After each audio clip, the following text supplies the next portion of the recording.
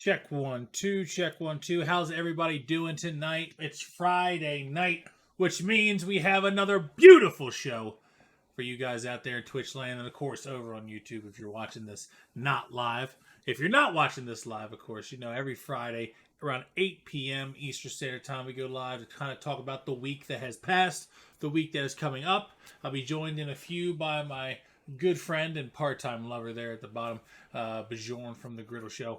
As we talk about a few things, we've got an absolute fucking banger of a show for you tonight. We're going to talk about Bill Belichick and the other two goats who have announced that they're stepping away from the game of football, how that affects us. We're going to talk about all the coaches they got fired, where they're going to end up, who were surprised didn't get fired. A little bit of Saints talking about that touchdown they scored late. We're gonna go over that a little bit as well.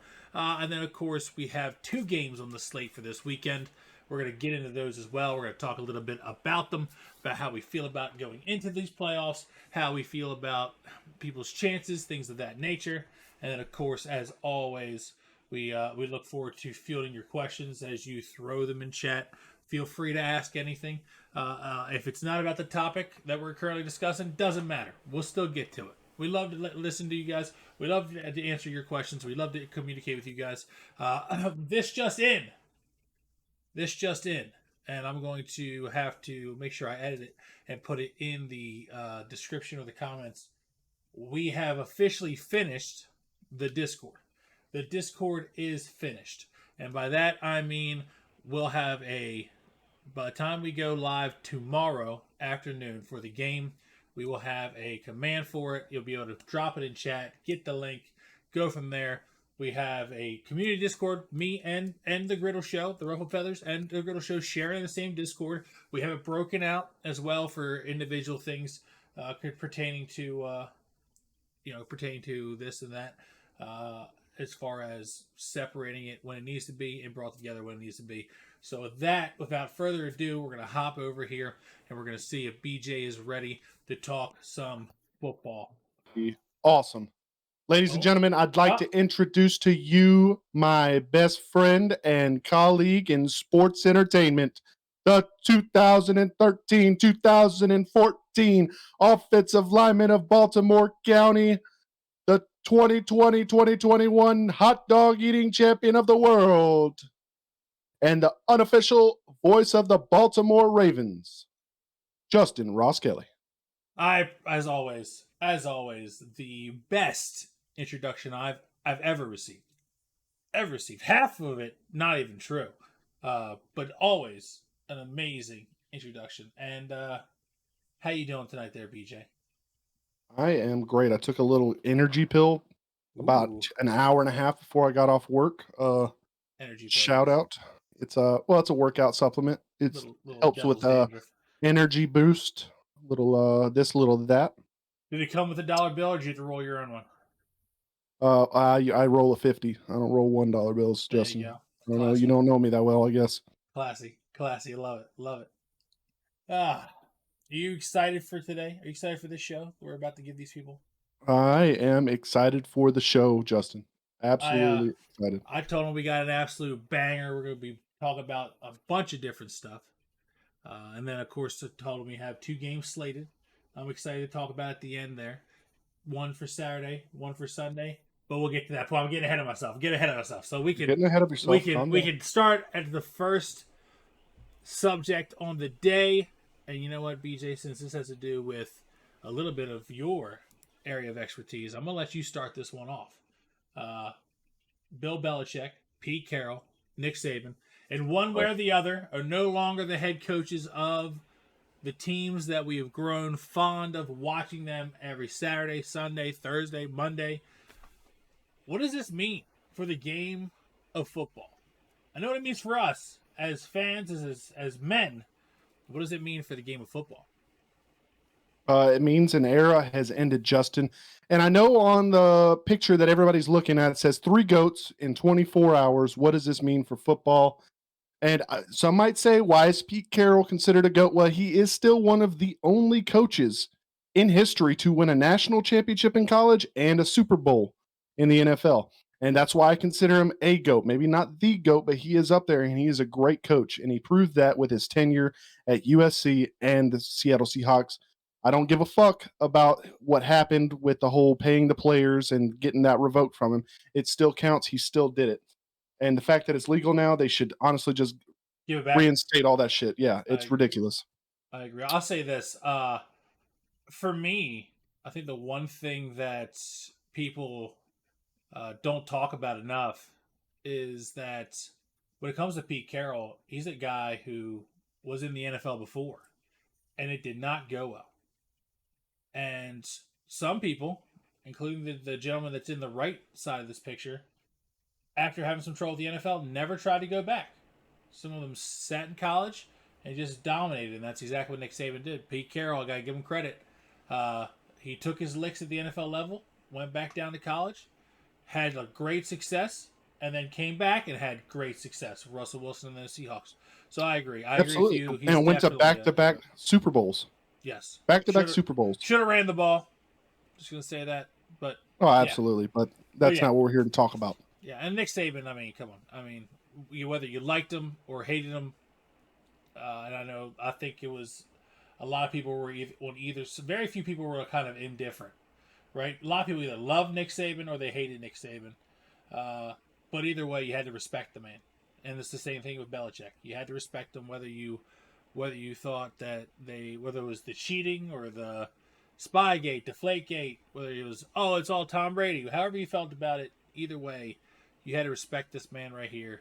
And I agree with you. A generation, an era, is gone, and we've lost two eras really in the last 5 years. We've lost the quarterback era with Brady, Manning, Breeze, all those guys retiring, and now we get the coaches not too far behind them. So I'm with you on that one. And it means, you know what else it means, BJ?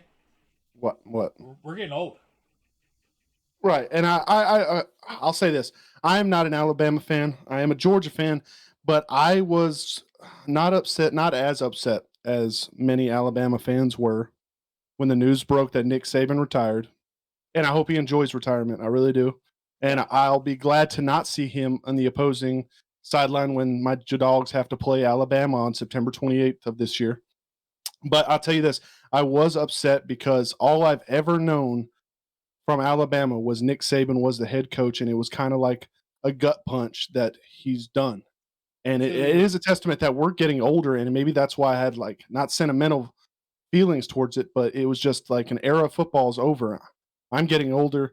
I mean, I knew it was going to happen eventually. I just don't think I was going to felt like I reacted to it the way I thought I was going to. Yeah, I feel like, and I think the same goes for Bill Belichick. Bill Belichick, 6 Super Bowls. Not retiring, though. No, not retiring, but I mean, it's going to be really weird to see him with somebody else besides the Patriots.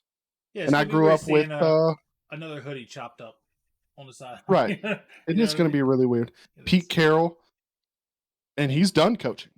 From what we understand, he's going to be an advisory position. Let's talk. Can we talk about that real quick? Because I'll be honest, I feel like this isn't the first time, right, that something like this happened. I think the Cowboys did something similar with Bill Parcells back in the day, where he's no longer the coach, but he kind of is not really the GM either. He's kind of like an in between, like a segue advisor type thing. Do you think Pete has it in him to be that, or do you think he has such a personality that it's going to overshadow whoever they bring in? Well, I'll tell you this. I think that he's going to put his best foot forward because that's what Pete Carroll does. I think he does it well. I think whatever he does, he brings a whole new culture to it. I mean, he's still going to be with the Seahawks, just an advisory position. I don't think it's going to work out for him. I think it's just, he's like Nick Saban and Bill Belichick. He has to be all in or not in. Right. Right. I think that's how it's going to turn out. He has an eye for talent. No, I mean, he's drafted some great pieces with that Seattle team, and not a lot of them were even first round picks, right? DK, not a first round pick.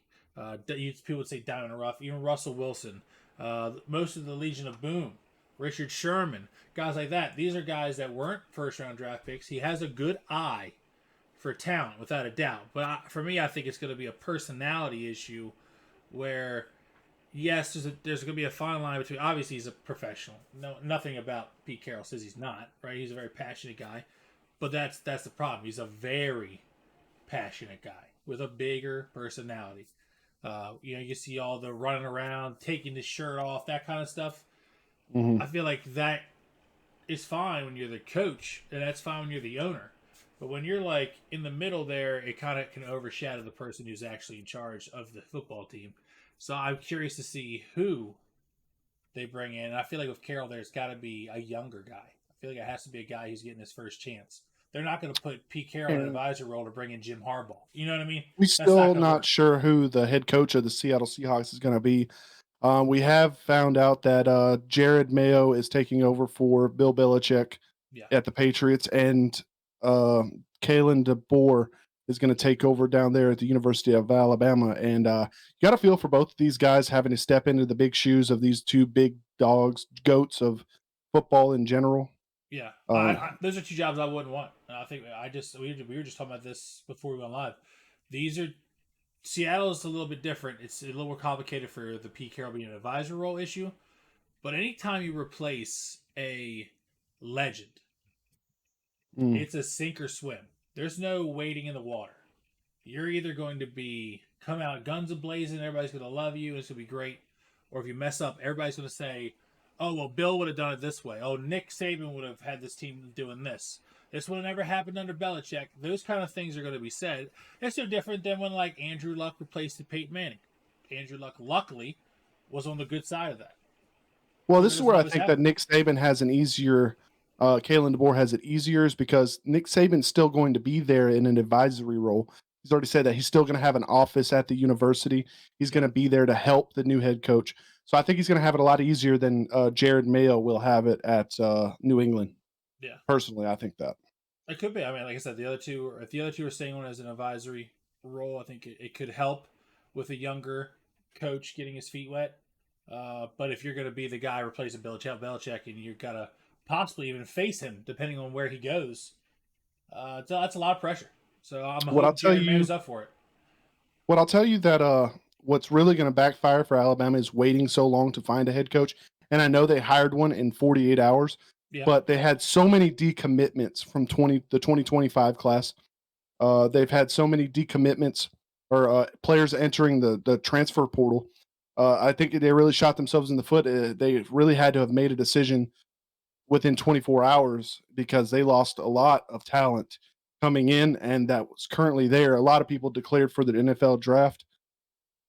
It's going to be a weird situation down in Alabama. I think they're still going to be a force to be reckoned with. yeah. I just don't think they're going to be as dominant as they once were.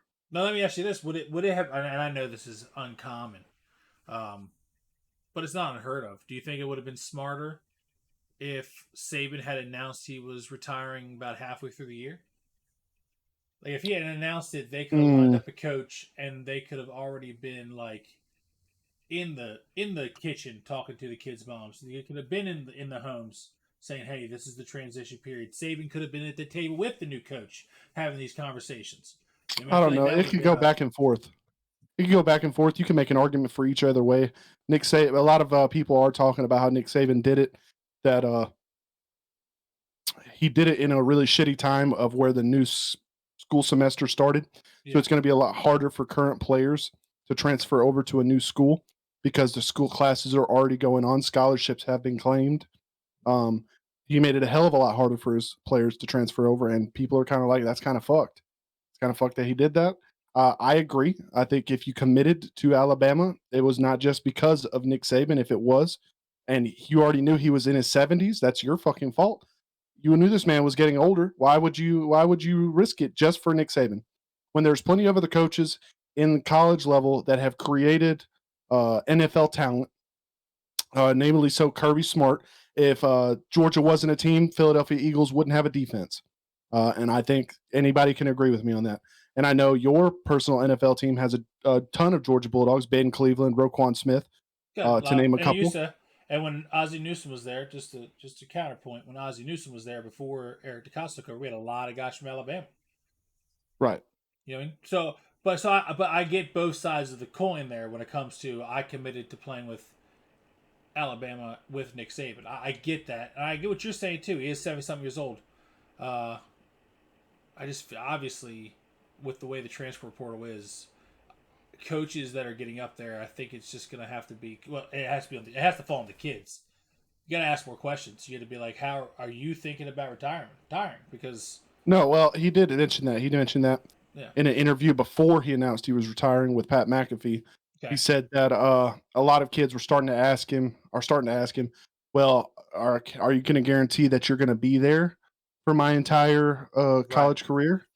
Can you guarantee that? And he said, look, he said it on national television. I'd laugh at these kids and say, well, can you guarantee me you'll play for me for 3 or 4 years? yeah, that's a good point. Can you make that commitment? That's a good Because point. he said, I can't just keep telling these kids that I I'll just be think, around for 3 to 4 years every year. That just keeps yeah, adding on. He'll be I 100 agree. years old if he says yes to Yeah, all of them. yeah, no, I completely get that. I feel like, in all honesty, the way the transfer portal is set up now, it's not good for these kids. It's not good for football. It's not good for the college level. It's not good for the pro level. They get to leave whenever they want to, and I don't like Right? that. I don't like it because it's okay. As soon as the first thing doesn't go my way, I can up and leave. Right. And And I've like had that, discussions about that with that's not tons how of you. people. Yeah, that's just not how you raise men. That's not even And talking about like a football. It's not how you raise men. I feel like this is a discussion for a different day because I have an Yeah, idea on how to fix the transfer portal and good. NIL and all that stuff. And I would like to Write that talk down. about that eventually. Yeah, you should write it But down. Let's get it on the show.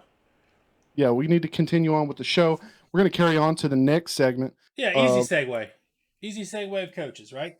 Hit the Road, Jack. We had a lot of coaches fired in Some the parted past ways. week. Yeah.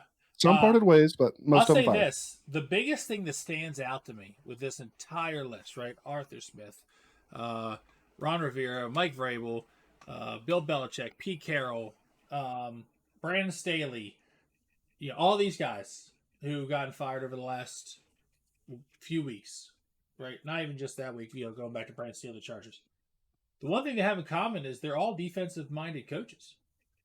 Every single Right. one of them are all defensive coaches, and I think that's a testament to saying that offenses are adapting and they're changing with the way the rules are allowing them to change so quickly that I think we are getting close to the end of another era, and that is the defensive coach.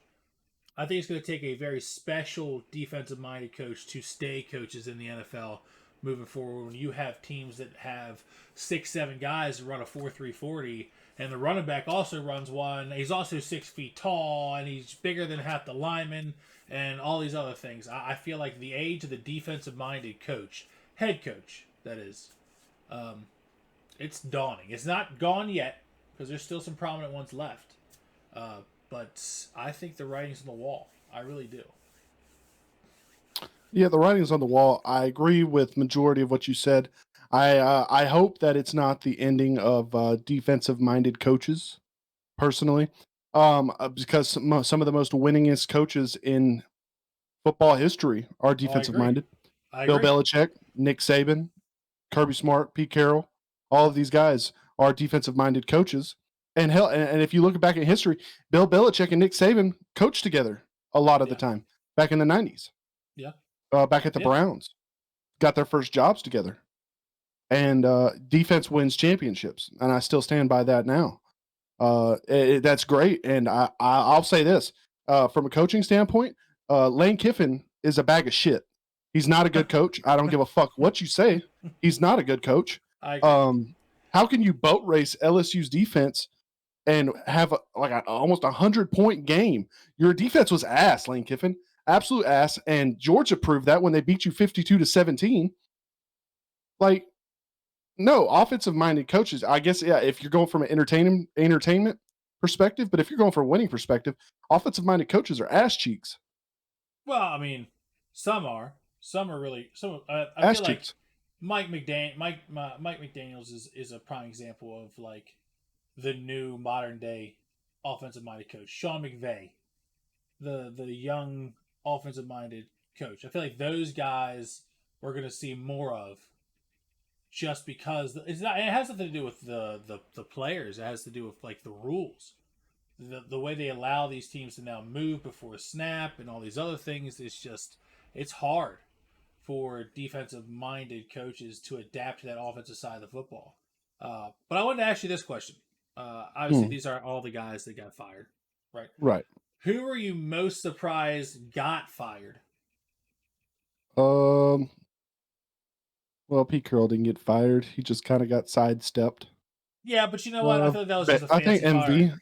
MV, I Mike would Vrabel? say is most surprised. I mean, I don't think he was there at the Tennessee Titans for very long, was he? No, but he had. I mean, other than I think the last 2 years, his first few years were great. They were in the playoffs. They look good. Even this year, like I mean, they dealt with a lot of injuries. I mean, Derek Henry didn't look like Derek Henry for the first 3/4 of the season, right? He finally started to look like himself.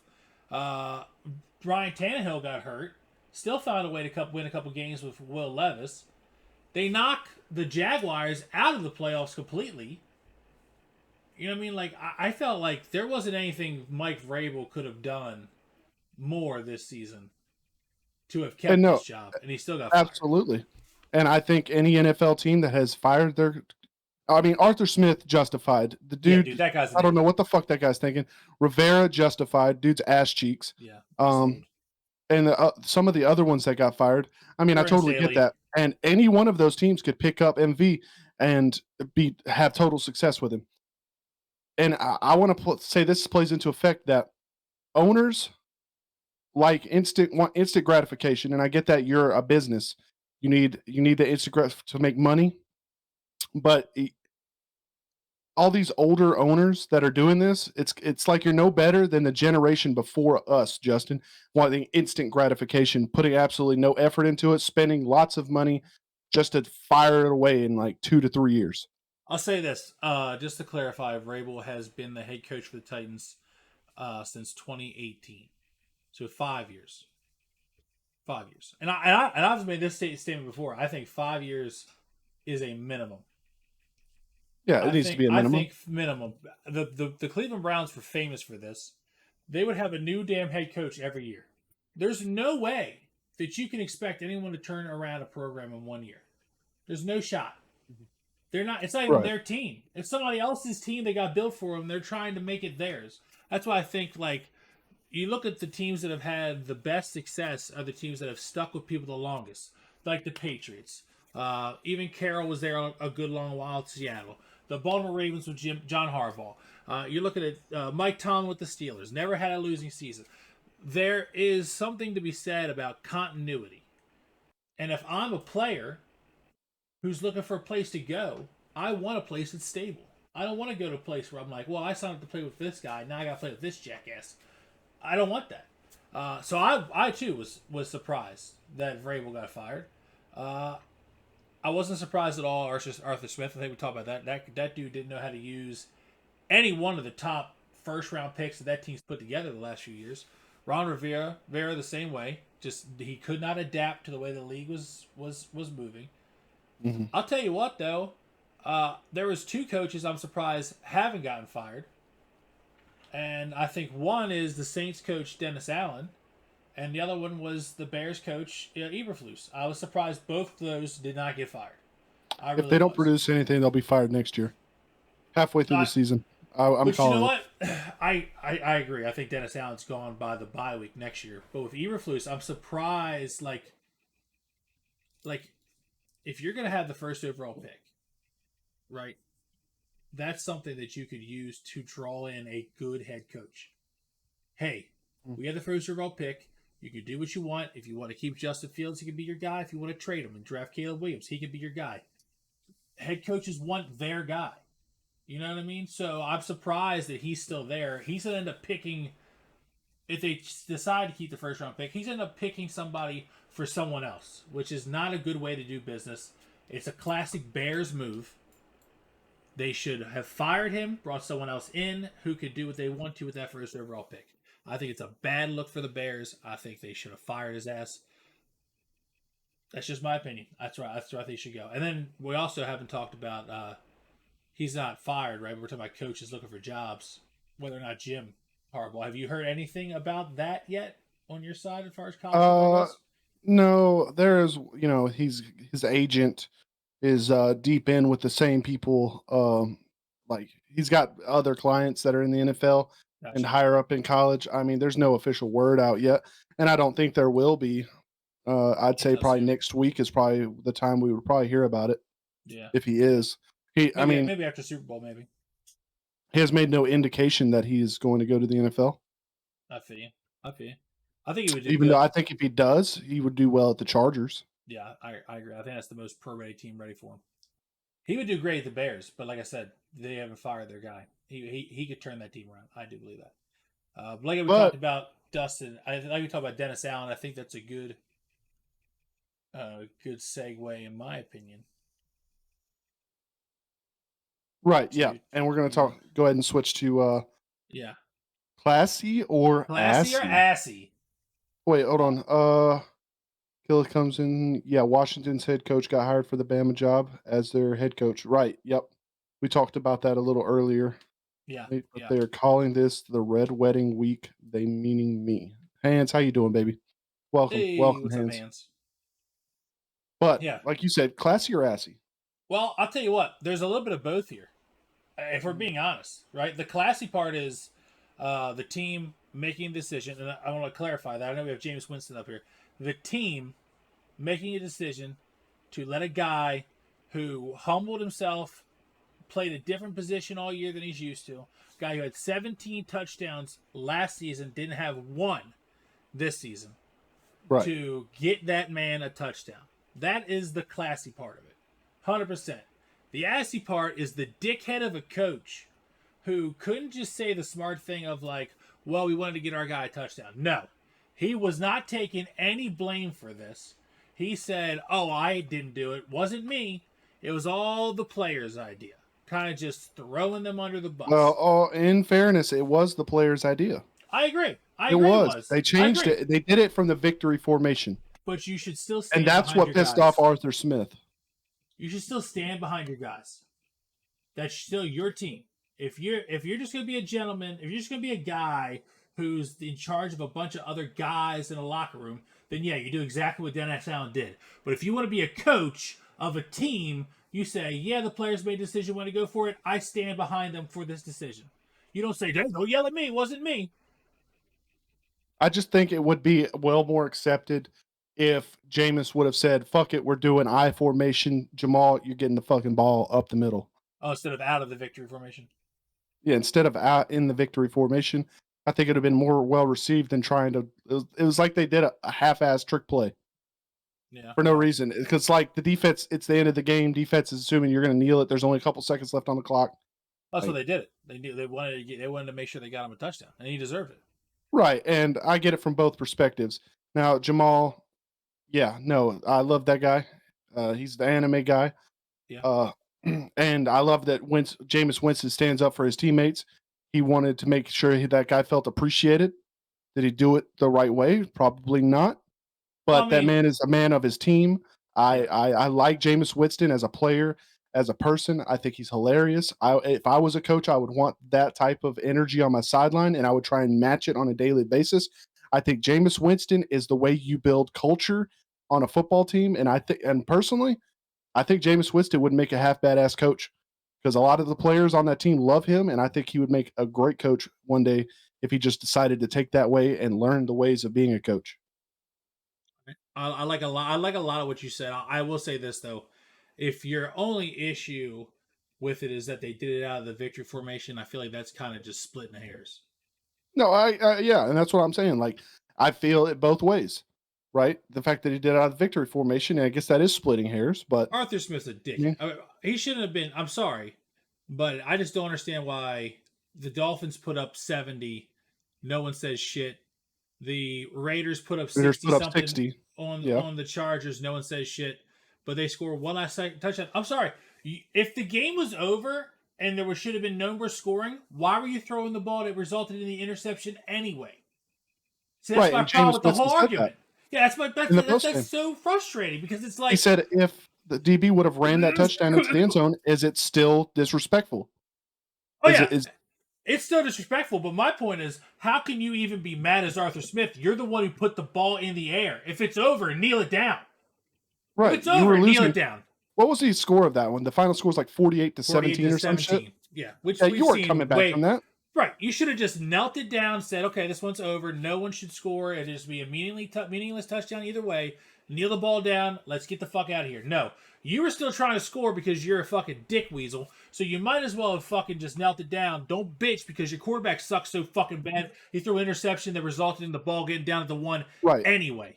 And this isn't what caused Arthur Smith to get fired. The man was going to get fired regardless of regardless. what happened at this last game. That's absolutely ridiculous. Anybody who tries to make that argument, you need to go back to school and learn some shit about football. You need to watch that man was on his way out regardless. I'm honestly, he was the one coach every week, like about halfway through the season. I said, any week now he's getting fired, and for some reason they didn't. Right. And it was so frustrating because they have so much young talent on that team that it's like it wasn't that obviously Desmond Ritter not the guy, right? We could all agree he's not the guy, but they have so much talent in Robinson, London, Pitts, Sanu, Van Jefferson, some good pieces on defense, but none of them were being used, which is absolutely mind-boggling. How this motherfucker got to keep his job, and then the ungrateful asshole in the last game flips out because the players try to do something nice for another player. Mm-hmm. No one fucking tried to I can understand, BJ, if it was a play where half the offensive linemen try to take out the needs of the defense, but that wasn't the case either. It was just straight up run blocking. The guy runs it right there, touchdown. No harm, no foul. No one got hurt. They weren't trying to hurt anybody. He's just a fucking prick. Hans says Saints coach was thinking about the optics of it and was trying to make his next job interview think he's not a dick. I mean, yeah, he thought he was getting fired because he's on the way out too. Yeah, he's on the way out too. So that's fair, Hans. That's fair. Absolutely. I don't think anybody's hiring though. I think but Hans, it's also Hans says, isn't it crazy that he had 1 touchdown this year and 17 last year? Well, Jamal was out for most of the season this year, regardless. He was injured. He was injured first half of the season. So basically, they brought him in because they knew Kamara was getting suspended, but then of course he got hurt. By the time he comes back, Kamara's already doing his thing. He's obviously easily the best offensive player they have on that team. So he didn't really get a lot of opportunities. They asked him to play a little bit of fullback, which is not a position he's played before. So he did. I mean, he's a team guy. Jamal Williams, as far as team guys go, they have 2 of the best, in my opinion, in Winston and Williams. These guys are great locker room guys, and that's why teams will always want them around, regardless if they ever see the field. Right, absolutely. And if I was building a team and you had to say, all right, you've got your starting lineup, now you need 2 more players. Yeah, I would say Jameis Winston and what's his Jamal Williams? Jamal Williams, yep. Yeah, Jamal Williams. I would pick those 2. The teammates love them, and that's the reason why Jameis wanted to make sure he got a touchdown, because he loves him. And Jamal said it after the game. It was like, man, I just appreciate my teammates looking out for me. But I think that we've talked enough about that. Let's talk about something else that's irritating, and irritating a lot of other people, Justin. It's irking me to no death. To death. It's irking me. And Wild card weekend, and one of them's going to be on Peacock exclusively? Yeah, dude. I think here's the problem I have with this. I think the NFL saw how much money they made off of Prime Video for Thursday Night Football. I think they saw how much they got from that, so then they tried to do that. I don't understand why they're doing this for a playoff game. If they wanted to do it in the regular season for an oddball game here and there, I would have less of a problem with it. But to do it for a playoff game is absolutely preposterous for me. Right. And here's the thing is, do you know how much that this one game cost Peacock? How much? It was $110 million to get this game streamed on Peacock. See, and here's the thing. Where are we moving towards, right? Because if people cave in and they pay for 1 month just to watch this one game, what's to stop the NFL next year from saying, well, guess what? That works. So let's make the AFC and the NFC championship game exclusive on Peacock. Hell, let's make the Super Bowl pay-per-view. Well, no, that's not going to work just because of that. If you do the AFC NFC championship that way in the Super Bowl, it's just going to drop ratings, and they don't want that. That's what those. Don't you think this is going to drop ratings though? Oh, absolutely. And I think to boycott the shit, don't watch the game. That's what I'm saying. Personally, I think don't you nip watch it it. in the bud now. And that's why we're not covering it. Yeah, I have Peacock. I still won't be watching this game because I I think have it's Peacock, and I'm with hands. I'm probably going to check it out just to see how cold it is because it's supposed to be the wind chill is supposed to be like negative supposed to be negative 30. 25. Yeah, something like that. But I think this just sets a very dangerous precedent if people give in to watch this nonsense. It's Right. only the Yeah. start of the beginning. Baseball, I mean, baseball playoffs, it's the exact opposite. Like for example, the Orioles, right? The only way you can watch the Orioles during the regular season is if you have MASN, which is the Mid Atlantic Sports Network. You have to have a package that has that in there. It's not on regular television. Okay. However, the playoffs, which is 7 game series, all on regular television for every single team. Every team. CBS, TNT, CBS, what is the other? TBS, all those. NBC, they all show the baseball playoffs 7 games for free. But we're going to charge people extra money just to watch that. And I have a question for you. You are a NFL Sunday Ticket subscriber, right? Yep. And that's not cheap. Do you still have to pay for Peacock? Yep. That's ridiculous because you paid a price because you were told you'd be able to watch every game. Now, here's the thing. Yeah, every game, but on Sunday, which when is the Dolphins Bills? It's on a Saturday anyway, so I mean it wouldn't matter. It's neither here nor there, but I mean it was throughout the week anyway. Like you had to go on Amazon on Thursdays or Twitch to watch the football games. Kind of crazy. Also, there was another game earlier this this year that was on Peacock exclusively. Yeah. Which is also a bullshit again. And I'm more or less thinking about the NFL Sunday Ticket subscribers. I'm thinking more of people like my dad who live out in the middle of nowhere who don't have internet service to watch the games. Right. Like, what are they supposed to do? Like, just right. They're screwed. You're screwed. It's insane. If you're for example, if you're a Kansas City Chiefs fan who lives in Mobile, Alabama, and you live out in the sticks, you don't have that good internet or anything of that nature, guess what? You don't get to watch your favorite team. Right. And Hans says, I'm a lawyer only practicing Guatemala, by the way. Let's sue the NFL. I'm in. Let's just go back to Roger. Yeah, I think towards the end of the day, it's just going to come up to money, and that's why they sold it to Peacock for $110 million. Yeah, well, the next year they're going to send it to HBO, and then next year they're going to sell it to somebody else, and then somebody else, and then it's just going to get to be way too complicated. Now, before I blow a gasket, let's move on to something worth talking about that's exciting. And I'm really looking forward to this game. You're covering it on your channel tomorrow night. Yes, sir. Tomorrow afternoon. Hell of a game. I guess you could say tomorrow afternoonish. 4:30 p.m. Eastern Standard Time is the young gun, DJ Stroud, taking what people thought was going to be an absolute rebuild of a season, right? Taking that team to the playoffs. They fought to get in there with a great win against the Colts, taking on the man, the myth, the legend, coming off the couch, Joe Flacco of the Cleveland Browns. We're going to be covering this game right here on this channel, the Ruffle Feathers Sports Channel, starting at 4:30 p.m. Eastern Standard Time. I'm looking forward to it. I know BJ's looking forward to it. As far as the games go, you look at the schedule, this has got to be one of the best games lined up on paper. Would you agree? Oh, yeah, 100%. This is probably going to be one of the best matchups in the wild card weekend besides the one that I'm covering on Sunday. I think that's also going to be a pretty damn good matchup. It's going to has a little revenge story going on, even though they don't want to admit it. But oh man, I cannot wait for tomorrow at 3:30. I got to be pulling for my boy Joe Flacco. I love Mr. Flacco. I just love the fact he's back. Like a childhood memory. I don't know, even though I wasn't a child, I guess teenage memory. 2008 is when he was drafted, so you probably were right at the end of high school. 2008? Yeah. No, I was in 8th grade, dog. So you're at the beginning of high school. Damn, I'm old. All right. Yeah. I know I'm going to try to be as unbiased as I possibly can. I want to see a good game. I know more than likely the winner of this game comes to Baltimore to play my team because I don't see the Bills losing to the Steelers, and I don't see the Chiefs losing to the Dolphins in negative 30-degree weather. I just don't see it happening. Um, I just want to see a good game, and I think this is going to be a good game. It's got a lot of story arc from both sides. Both defenses are solid. The Cleveland Browns have a little bit better defense, but I also think the offense for the Texans, when it's going, it's one of the best, if not the best, passing attack I've seen in a long while. I mean, C.J. Stroud missed 3 games and still threw for over 4,100 yards.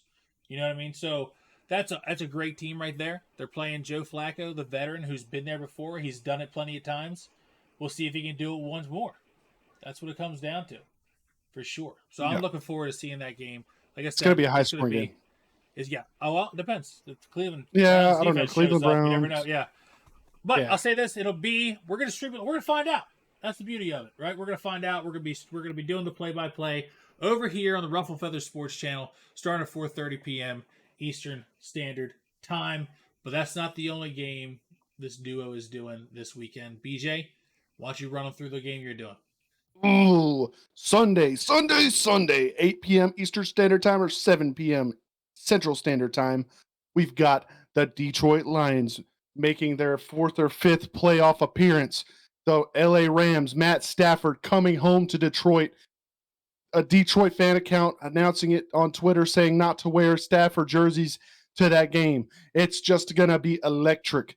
Uh, I can't wait. This is another game I cannot wait for.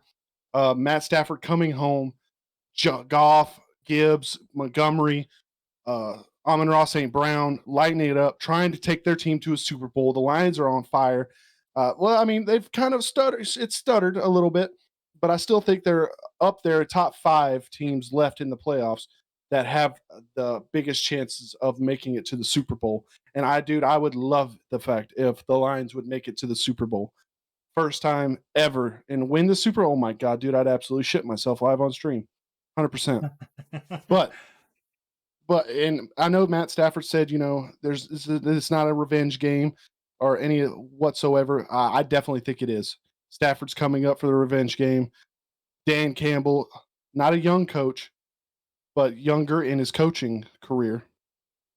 I'll say Old this. Lions tight end, ready to bite somebody's kneecap off. I think this is going to be an electric game. Yeah, I think Absolutely I think it's going to electric. be outside of the Browns Texans game. I think it's going to be the best game on the docket for this weekend.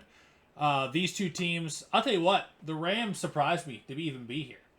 The way that this team looked last year, Yeah. I mean, then they owe it to a great deal to that man right there, that rookie, that young man, Puka Nakua. Yep. He has been phenomenal. Broke the single season rookie receiving record.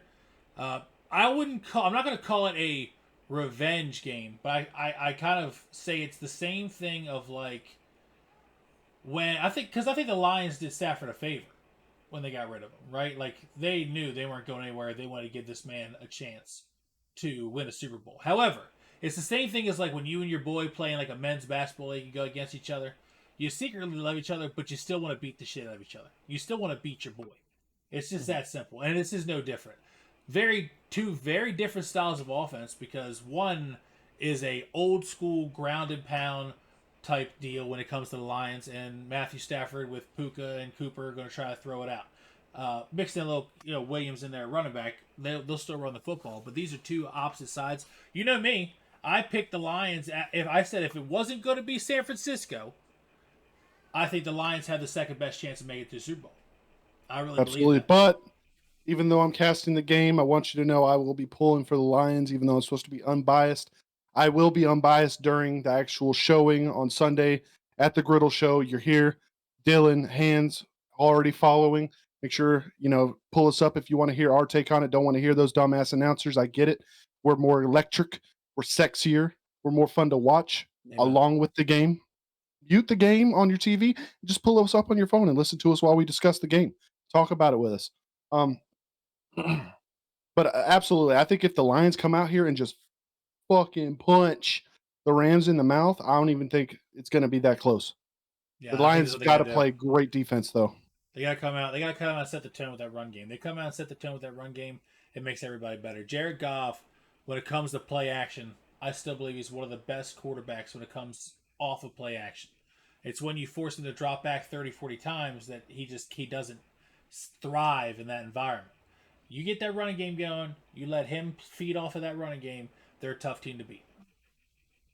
Dylan, I absolutely agree. You definitely made it out better on the trade. I just think because Jared Goff's younger, right? He's definitely younger than Matt Well, it's Stafford.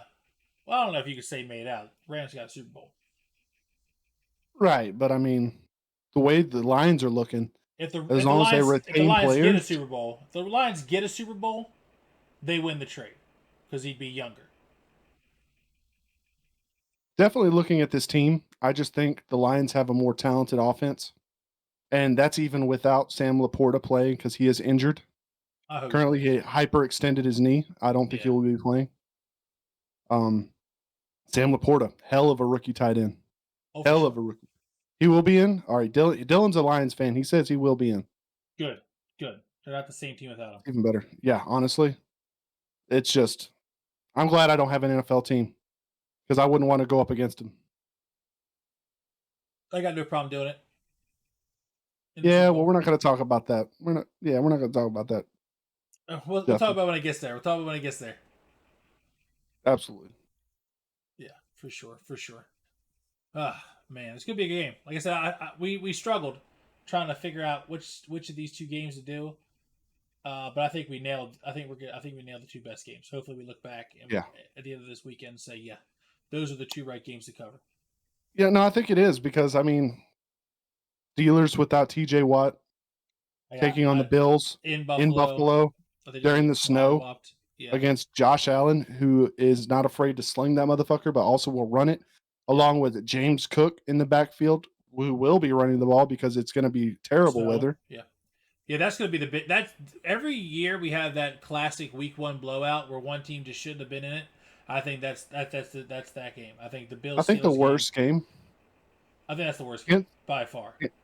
Bill Steelers. I think it's the probably going to be hold on, the Eagles Buccaneers. I think are probably going to be the worst game. You think so? Because I think Tampa Bay beats them. Yeah, I don't know. I don't know. I think Philadelphia puts their foot down, tired of losing.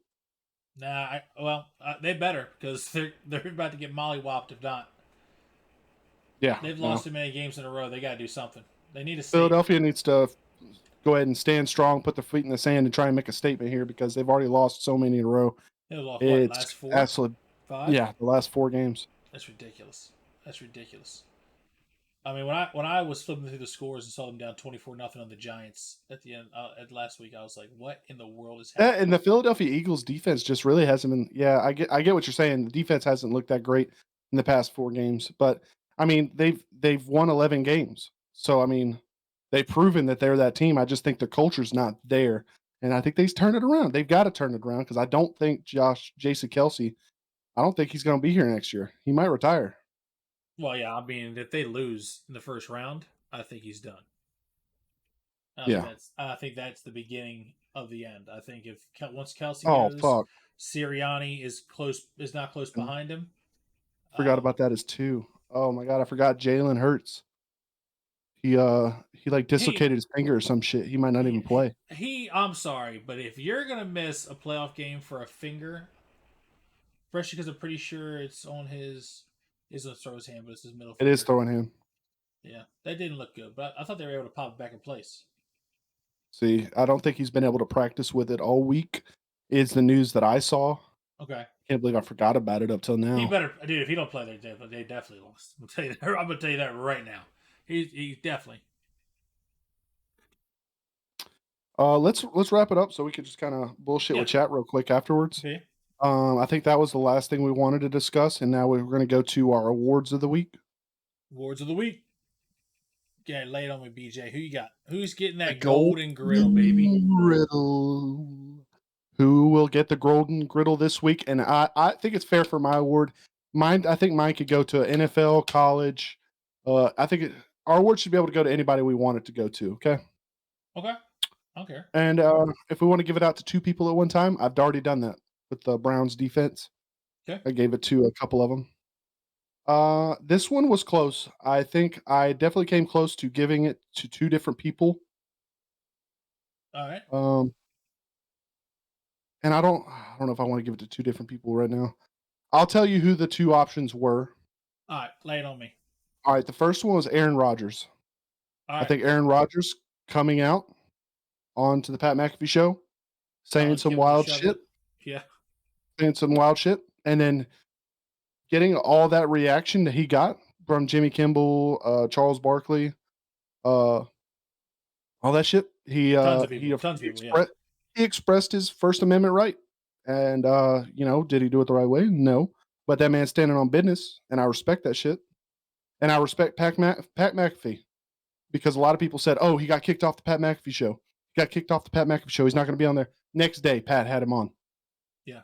Yeah. Had him on the show. Shout out to Pat. So you give it a 10 toes down.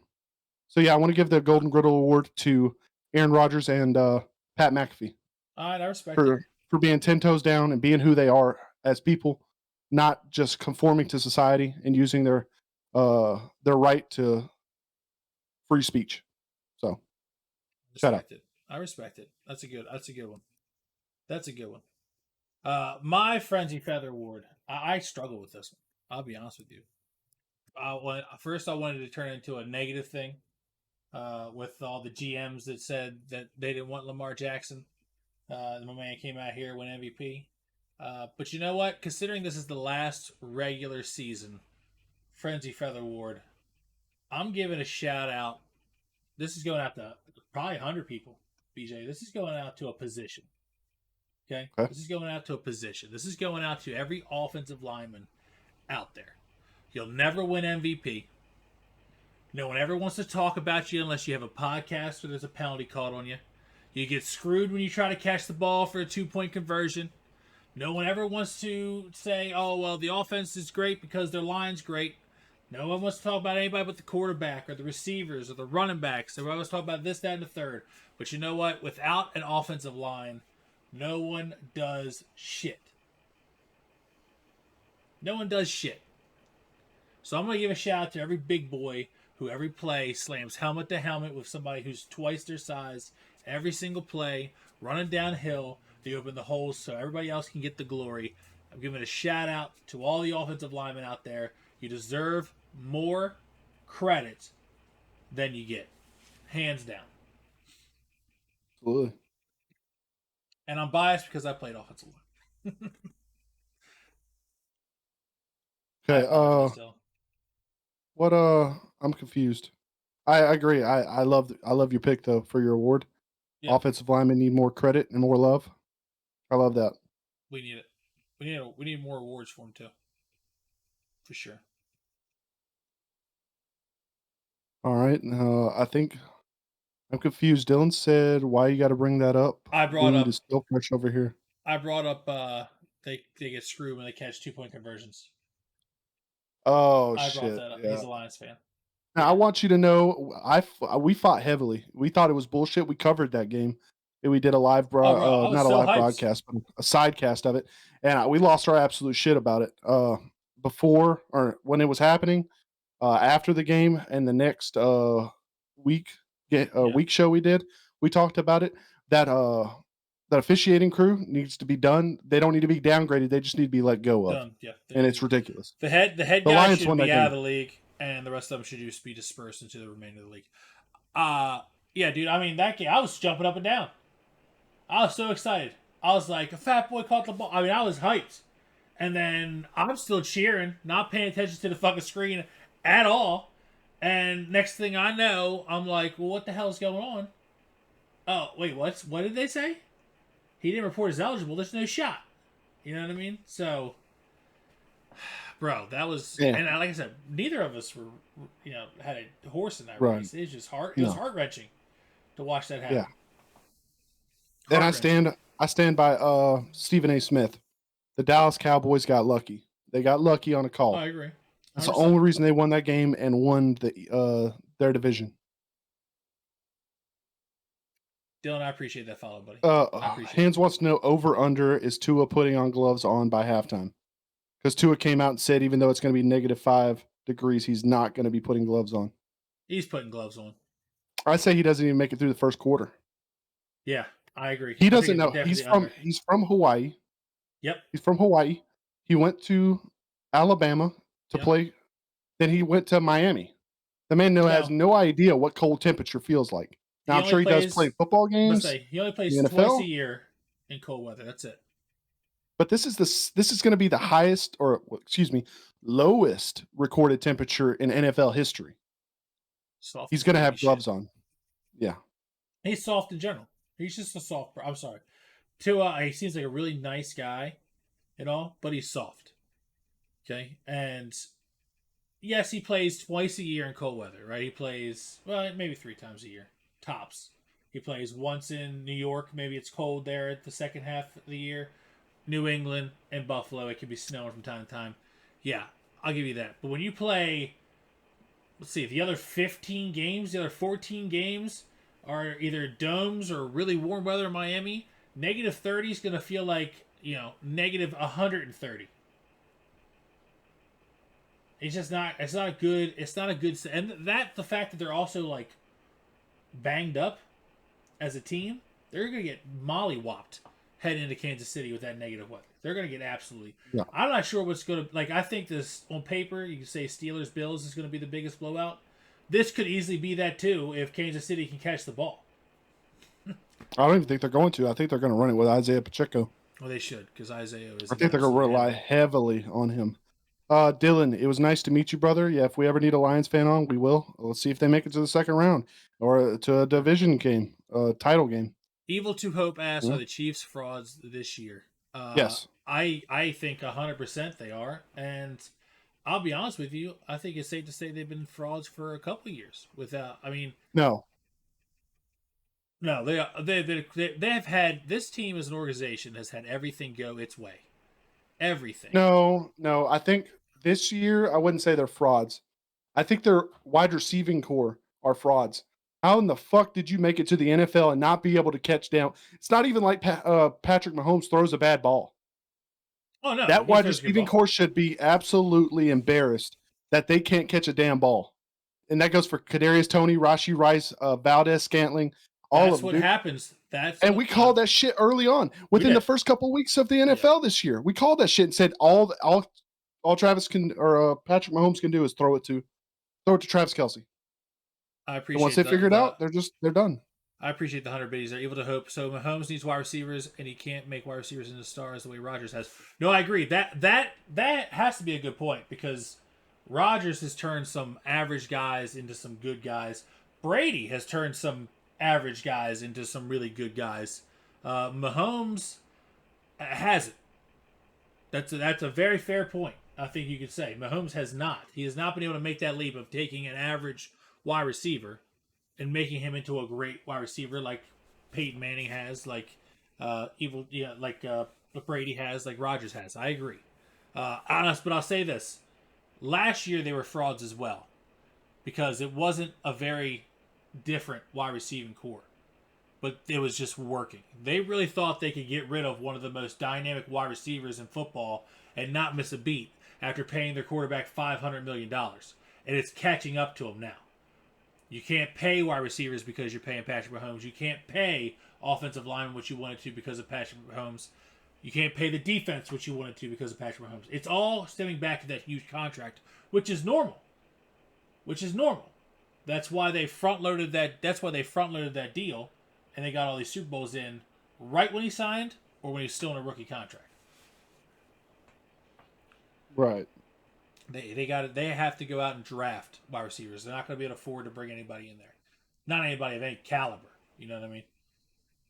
Yeah. I definitely think they need to go out and get a damn wide receiver.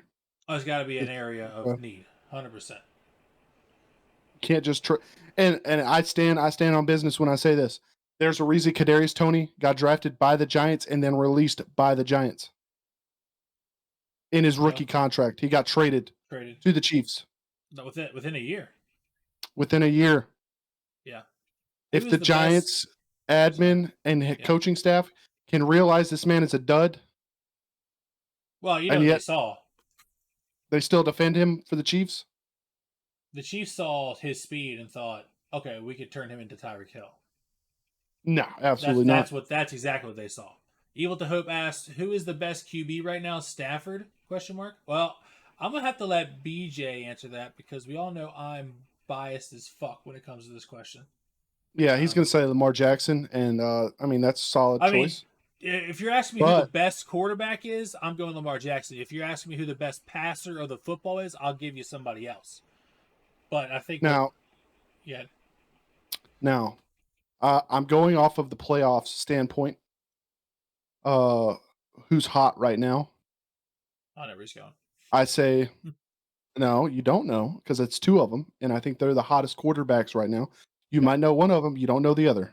All right, lay it And on me. I shit on this guy a lot at the Oh, I beginning know of the where you're year. going. I still know where you're I shit. That's because I said I shit on him a lot, and you're the only going. motherfucker I talk to about this. Yeah, lay it on me, and I'm gonna rebuttal it too. Jordan Love. Jordan Love, one of the hottest passers right now in the playoffs. Maybe not all year round, but you can't lie. In the last 4 games, he hasn't carried his team. Well, not carried. I mean, it's a team effort, but somebody's got to throw the fucking ball to Christian Watson or Romeo Dobbs, right? It's not. That's not where I thought you The were other going. one, the other one, Okay. Joe Flacco.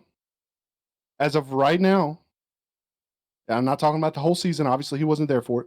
But Right. as of right now, Joe Flacco is still one of the hottest passers, I would say, in the league in the playoffs. Prove me otherwise. He's had over 300-yard passing games in all the games he's played this year. Yeah. Go ahead. I think yeah, like I said, if you're asking me who the best all around quarterback is, I think it's hands down Lamar Jackson. I mean, what he's able to do Right, with but he his said legs. passer. Right. Well, he said best Passer. quarterback, but I'll interpret it as the best quarterback, like thrower of the football in the AFC. I'm also giving it to Joe. Has Joe struggled a little bit, but he's also rallied. So you kind of ignore it, right? Like that game he had was it the um, shit. The game he came back, he threw the 3 touchdown passes. He did have 3 interceptions in that game he threw early, and everybody was like, "Oh shit, what's about to happen?" But he rallied because he's a veteran, and that's what he does. He's done a great job. However, um, I as much as I hate to say this, and I think it's, and let me clarify this. I think it's only because he's going to be at home because the Eagles squandered it away. I think Dak Prescott has to be brought up. And I'm only going to say it is because he's the only one that can do it with one of the worst running games that I've seen. I mean, Tony Pollard has been no help to that team as a whole. No help. Yeah. And I hate the Cowboys. Let me first about this. I hate the Cowboys. I can't stand that fan base. I do not like them as a team. I think Jerry Jones is in over his head as a GM, uh, but he's a good thrower of the football. And him and CeeDee Lamb can be electric. Problem is, can they do it on the road? We'll see how many home games they get before they can get somewhere. But that's the question for me: is can they do it on the road? But he's without a doubt one of the best, uh, as one of the best passers of football. Now Hans says he has an idea. No, If the hell no. Dolphins wins, if the Dolphins win, Ruffled puts ice on his nipples to stand in solidarity. Wait. Depends, dude. Are you gonna be here to lick him off me? You can make that happen. He Okay, also said calling 2+ interceptions for Dak next round. that's fine. But he might throw. I mean, if they're playing, Packers. yeah, dude. I got them molly whopping the Packers. And I that's depending on if Alexander I can't remember his first name. Cornerback, best Jair, cornerback on the team. Jair Yeah, Alexander. Jair Alexander. He's good. He hurt his ankle in Yeah, practice yesterday or the day before. If he plays, yeah, I could easily see that. Because I would definitely put Alexander on CD Lamb.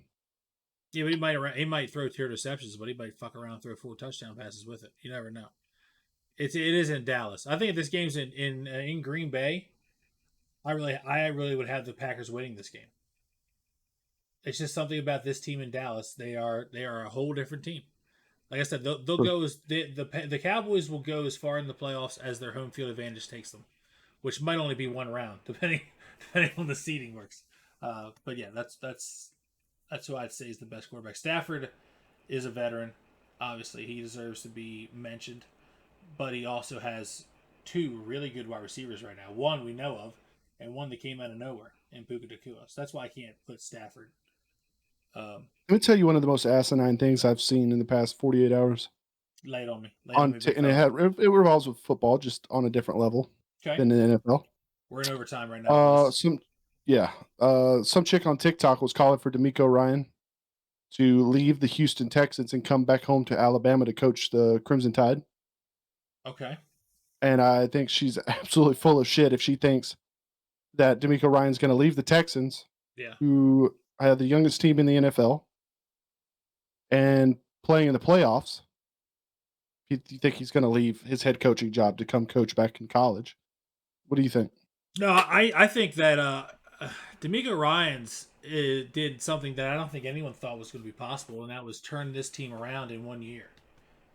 He came in there, drafted a quarterback, and they're off to the races ever since. I feel bad for him in the sense that he probably should get Coach of the Year, but he's not because it's probably going to go to Stefanski or Dan Campbell, just because of how historically bad those teams have been. But he deserves his name mentioned as far as Coach of the Year. He deserves to be brought up because he did something that was really, really good. Evil to Hope asked, "Is Bill going to become the Pittsburgh head coach and bring in Saban as a coordinator?" No, I think Saban's No. done. I don't think I don't know where this talk of Tom will get fired is. I think it's really hard to fire a guy who's never Well, had it's a losing rumor. season. It's I get rumor it, I get that it, but it's hard to find. I mean, look at the other franchises who have struggled to find themselves a head coach. well, here's the There's thing, a right? lot. I mean, he doesn't have any losing seasons, but Yeah, just kind of stagnant in the water. that's true. That's true. Just stagnant. Stagnant can just be as bad as straight up losing. Yeah, you might take us to the playoffs every year, but we won a Super Bowl. I'll say this: What the fuck? if it was Tomlin's decision to draft Kenny Pickett, like if it was him beating that drum, yeah, fire him because that kid's awful. They should have never wasted that pick on that kid. It was Now, one of the weakest quarterback draft classes in the last 10 years, and they reached for a guy. It was a stupid decision. Yeah, I'm sorry. hands asks. I don't. I think it's pretty obvious our choices, but I'm going to ask for him. Yeah, Would y'all rather be an NFL or college football coach? He said, for me, NFL all day. yeah. I know where Screw you're going. recruiting. Yeah, I know where you're going. I'll say this. I'd rather be an NFL head coach, but I prefer to actually be an NFL GM. If I'm being honest, I feel like I would love that job. Love it. For me, it's But college football coach. yeah. I still stand 10 toes down on what I'm about to say. The atmosphere in college football is just better than the Hey, NFL. hey, BJ, Hmm, give me 2 seconds. I'll be right back. Somebody okay, knocking on my door. right. So I stand 10 toes down. I've got Justin's chat pulled up, by the way. So if you say anything, I'll read it. Um, the atmosphere is just different in college football. It's just better, in my opinion.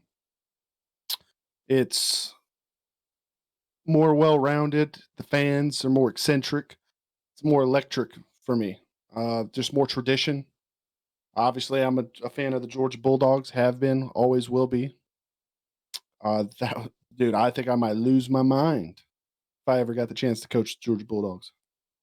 Evil Two Up says, I think being a college coach since they came can get bank and you can be your player's daddy instead of trying to wrangle 52 independent small businesses. True. That is also true. It's becoming to the point in college where now it's kind of like trying to manage small businesses. If you piss somebody off and you don't pay them enough, they'll just enter the transfer portal. And this is where, at the beginning of the show, we talked about it when we were talking about Nick Saban, Bill, MV, Mike, Pete Carroll, all that. I think they need to make some changes to NIL and transfer portal. All college is basically turning into now is the NFL paying the players. I agree. Players need to be paid, compensated. Schools making money off of them, they're not making anything. But there needs to be regulations set and put and set into it. If you're going to start treating the transfer portal as a free agency, I think coming in as a freshman, wherever you choose to play, if you're going to get an NIL contract, you need to sign a contract guaranteeing you will at least be at that college for a minimum of 2 years. 2 years. And I think that's fair. If you want NIL money and you're going to treat it, if you don't get treated well there or you don't get enough playing time, you're going to leave, treat it like a free agency. the transfer portal, I think that's fair to ask. I also think you should have a minimum GPA of a higher GPA needed than to just play college football. And that might be a hot take for some people, but that's what I stand by. I think it's a cop out for these players to just go to a school for a year and then leave because some other place is offering to pay them more. If you're going to treat it like the NFL, you should have contracts in college like you're playing in the NFL. Yeah, I agree with you. I was this. I had my headset on. I'll say this: it's almost like immediate 1 year It's like in college football, the way the transfer portal works is as if everybody signed a 1 year contract in the NFL, Right. and Mm-hmm. it's not right. I agree. It has to be some kind of. But no, you can do a minimum of 1 year because their commitment isn't already a 1 year contract. You got to think you can't transfer in the middle of the season. You can't. No, no, no. You can't enter the That's what I'm portal. saying. That's why it's a 1 year deal. I also think that college players, after signing said contract, cannot transfer or enter transfer portal until that contract is over and the bowl season is over. You can't decide that, hey, I'm entering the transfer portal. I don't want to play in the bowl game. No, you're committed. You're playing in the bowl game, or I you agree at with that least as be well. there. Yeah, you at least. Yeah, but I say if you're not playing, that's one thing, but you got to at least be there. And I also think you should be able to transfer until after that's all over. I agree with you there. But yeah, It's a damn shame. as far as the question goes, I'll take the NFL head coaching job. It's a little bit more. I don't want to say strategic. I wouldn't say it's necessarily that.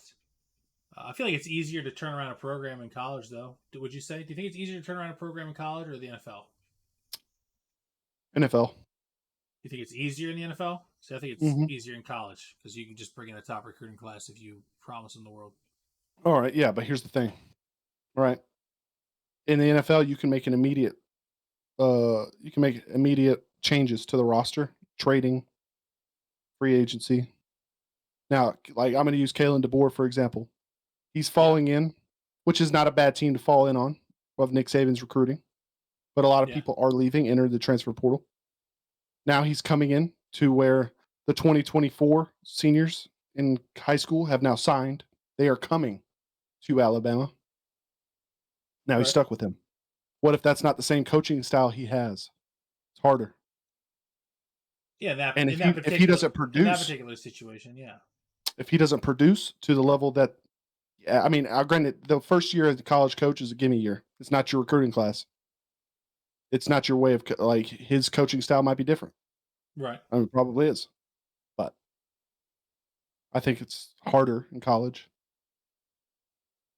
Personally, Yeah, I don't know. I would just say I think it's now harder in the time NFL. wise for But success, I can see timeline to have success in college, you got more of a grace period than in the NFL. In the NFL, if you don't do shit in the first 2 to 3 years, you could be fired. hell, you could get fired the first year. It's happened many, many times. I don't get it, but it's happened.